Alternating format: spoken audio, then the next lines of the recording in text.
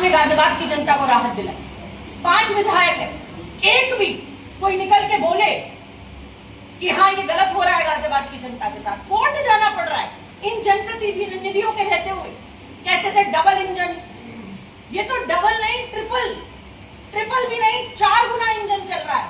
प्रधानमंत्री, मुख्यमंत्री, सारे पार्षद, सारे विधायक, एमएलसी, राज्य मंत्री, सांसद, कितने सारे इंजन, और सारे इंजन डब्बा गोल,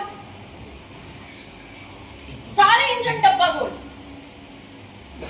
जहां टैक्स की बारी आ रही है सारे इंजन डब्बा गोल, सुविधाएं देने में डब्बा गोल।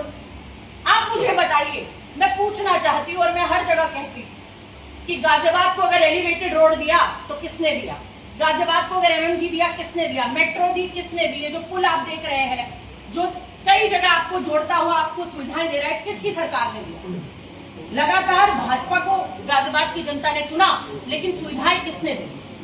सुविधाएं भी इंडिया अलायंस में मुलायम सिंह यादव जी, अखिलेश यादव जी की सरकार में, समाजवादी सरकार में आपको मिली। एमएमजी अस्पताल आपको कांग्रेस पार्टी की सरकार में मिला। ये जितनी भी आप डेवलपमेंट गाजियाबाद में देखते हैं, ये कांग्रेस पार्टी की सरकार में आपको मिली। ना जाने कितने चीजें हमारे स्वर्गीय सुरेंद्र प्रकाश गोयल जी जो सांसद थे उनके टाइम पे आपको मिली। लेकिन आज मुझे बता दीजिए ऐसी कौन सी चीज विधायक जी लेकर आ रहे हैं? लगातार विधायक, सांसद लेकर आ रहे हैं, लगातार भाजपा के ही सांसद, मेयर भी लगातार भाजपा के, 80 पार्षद भाजपा के आपने जिताए हुए।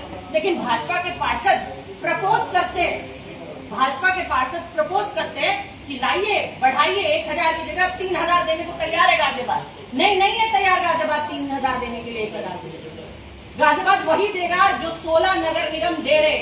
और अगर आप नहीं दे सकते तो मुझे पूरा यकीन है कि आने वाले समय में गठबंधन की सरकार आने जा रही है, इंडिया अलायंस की सरकार उत्तर प्रदेश में आने जा रही है। आप नहीं करेंगे तो हम करेंगे, और वही पुरानी दरों पर हमारा गाजियाबाद हाउस टैक्स मिलेगा, वही पुरानी दरों। लेकिन मेरा फिर सवाल वही है, और मैं सबसे बड़ा हाथ जोड़कर, क्योंकि ये सिर्फ कांग्रेस पार्टी का विषय नहीं, ये इंडिया गठबंधन का विषय नहीं है, ये विषय है गाजियाबाद के हर घर का, हर उस परिवार का जो आज महंगाई से, बेरोजगारी से, अनर्गल 40% टैक्स है। आप बिस्किट खरीदते हो तो टैक्स देते हो, आप रोड पे चलते हो तो आप टोल टैक्स भरते हो, आप कहीं चले जाओ, आप कोई खोल के देखो फलाना सेस है जी पेट्रोल पे भी। आप कोई तो चीज एक ऐसी हो जिस पर आप टैक्स नहीं दे रहे हो। और उसके बाद अनर्गल, अगर आज आप 100 रुपए कमा रहे हो ना, तो 40 रुपए इस सरकार को दे रहे हो।